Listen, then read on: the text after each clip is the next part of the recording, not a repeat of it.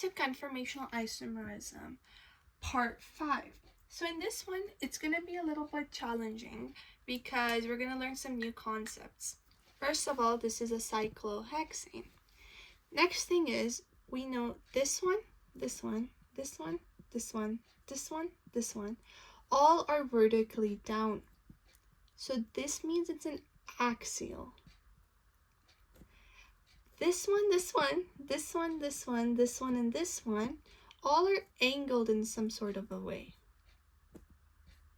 right? So these angles are referred to as the equatorial ones.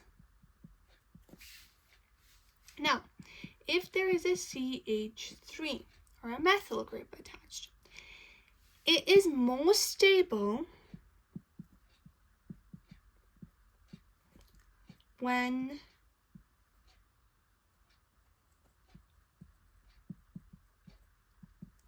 equatorial. Reason for that is because if, let's say, this was a CH3, it has no other interactions because in the same direction, none of these actually go. These all phase in different ways. Though we'd be like, well, this is a little similar, but it's a little similar, but not the same. Now, again, if this CH3 were here, then it would match with these two. Next thing is, when we draw these, so first of all, we'll do an example, and that's when I'll explain one of the rules which is really important to understand. So we have a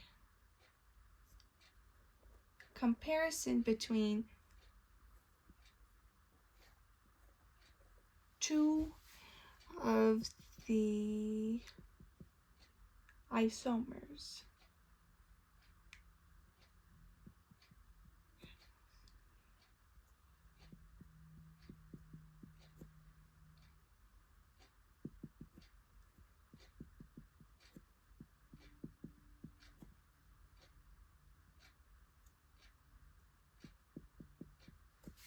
So we have CH3s everywhere.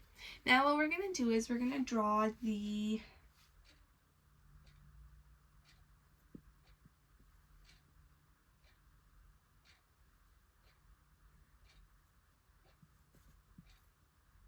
molecule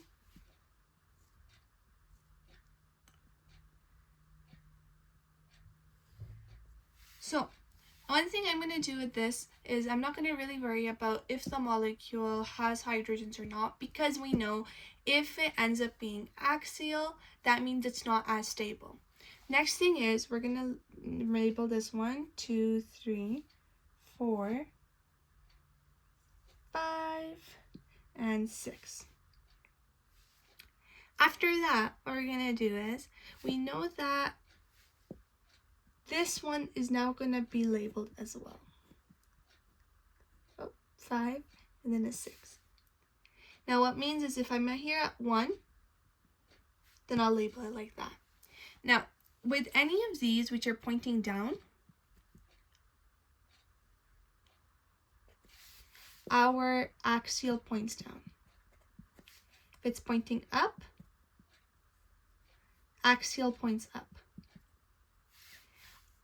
If it's a wedge,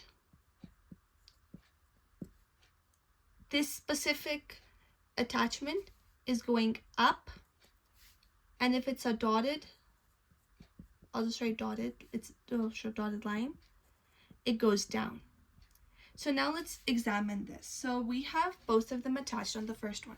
At this point, I'm not really going to focus on these two over here. I'm going to focus on these because that's the same. So we're going to come here. This is 1. So this is pointing downwards. So I'm going to go straight down. We know the one that goes down is the dotted line. So this is CH3. Therefore, this is more stable because we don't want any to go axial. Now with another example, in case this didn't make too much sense, seeing another example usually helps. So we have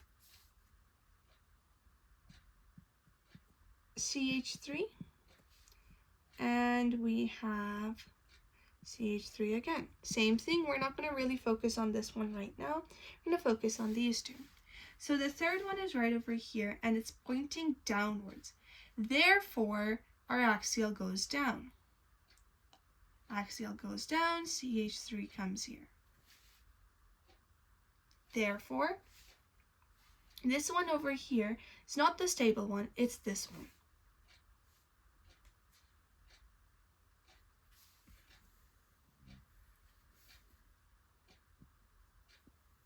Okay, so another few examples. And if you are kind of understanding where this is going, it's best to pause and try yourself as well. So we're going to have it right over here.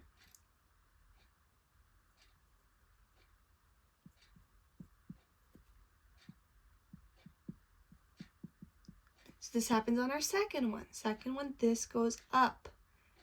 The one that goes up is the wedge. So therefore, this one's more stable. And last but not least,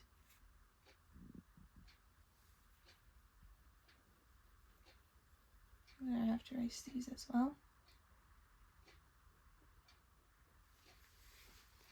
We'll have H3C, CH3,